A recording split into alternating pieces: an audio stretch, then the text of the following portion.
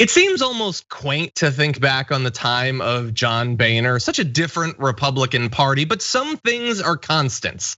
And you're seeing one of those constants next to me. It is how objectionable to virtually everyone, including his family, Ted Cruz is.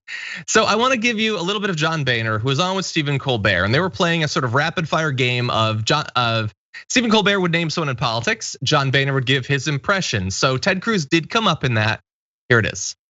President Clinton. Best politician I've ever met. President Biden. Good guy, really good guy. 30 years I've known him. There's nothing we couldn't work out.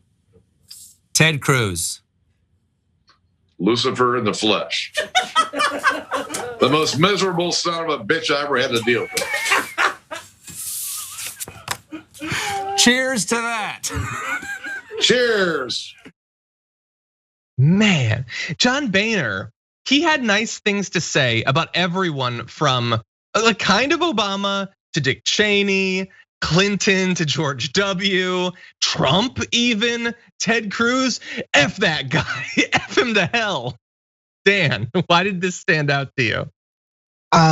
Because dunking on Ted Cruz is something I do before my breakfast. It's just something I love. You only find, really the only people I know who are fans of Ted Cruz is Ben Shapiro, which is like, says a whole different thing about both of them together. But no, I think not only does it help that find that every person, almost every sane person, Democrat and Republican, doesn't like working with Ted Cruz, knows he's a snake. This helps to kind of build kind of a persona that he can be run against from, people can run against him with, hopefully, because it's very true. He just is a slimy, greasy person. But one of the things that I guess the whole John Boehner, I think he's an interesting figure for the transition period in between like the old school like Republicans, like the runoff from the Reagan days, the early 90s, 2000s neoliberal era into this Tea Party Trump kind of thing. Because a lot of John Boehner's House like leadership and his like off-reported drinking escapades were because of dealing with people like Ted Cruz and was dealing with the Tea Party and like their like wild demands. Like it would be like imagining if Nancy Pelosi was hitting Terminus, my favorite bar in San Francisco, every weekend after having to deal with AOC on Twitter. Like it just doesn't, it's like, we don't have that kind of thing anymore because that pressure really existed. There was a time in which there was a battle between factions within the Republican Party of,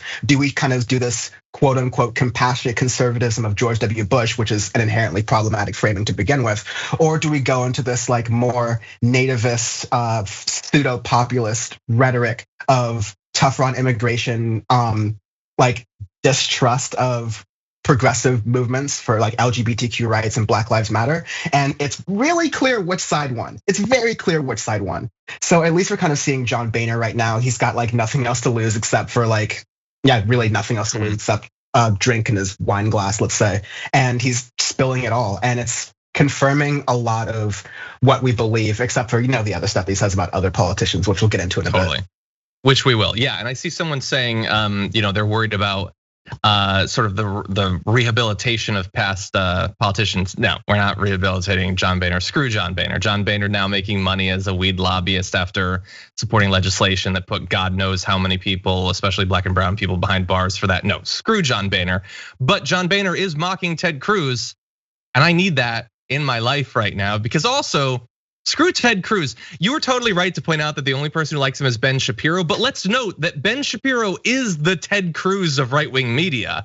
Yeah, like there is a 5% chance that Ted Cruz is his dad. Like, come on, you know that there's at least a 5% chance. Anyway, Boehner also called Cruz a reckless a-hole who thinks he is smarter than everyone else.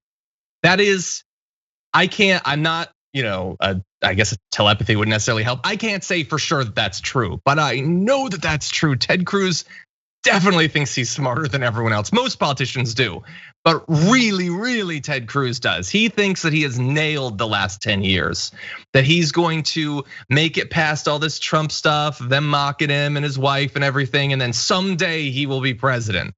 Maybe he's right. Let's see if America is being outsmarted by Ted Cruz.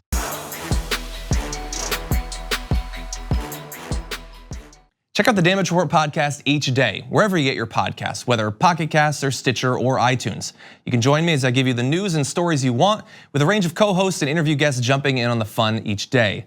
Again, that's the Damage Report, wherever you get your podcasts. And if you get them at iTunes, don't forget to rate and review. Sometimes I'll read them live on the show.